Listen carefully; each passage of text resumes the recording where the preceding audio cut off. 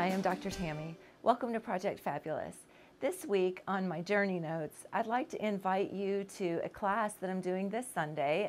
It's entitled Project Fabulous, and we're going to have about 3 hours of talking about different things about hormonal basis and weight loss and wellness. So that class is going to be from Sunday from 1 to 4, so I'd like to invite you there. This week's journey note, I would like to talk a little bit about some of the things that hold us back from making change. When we think about change, it gets a little bit scary. People like to be in their comfort zone. When it comes to change, I want you to think of it like this. There's an old saying, if you always do what you've always done, you'll always get what you always got. So when you think about change, if you want something new in your life, if you want some motivation, you're going to have to do things a little bit differently. A lot of times people own their illnesses and there's some secondary gain that comes from being sick. So the first thing I want you to do is, if you're not well, to not own your illness and to start thinking about moving on from that. So many times we think that we just have to accept our illness, or if a doctor tells us that we have a diagnosis, we just accept that. So I want you to start thinking past that and start thinking about the change.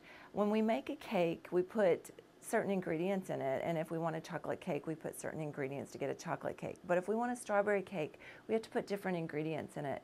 So if we want a different outcome, we have to start looking at things differently.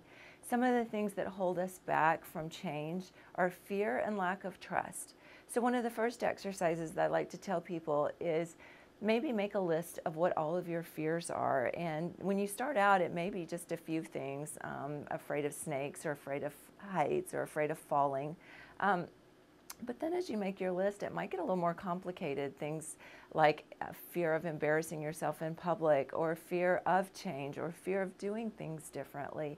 And when I have people do this exercise and they make a list of what their fears are, the best thing that you can do is just sort of a ceremony where you actually burn that piece of paper with those fears on it.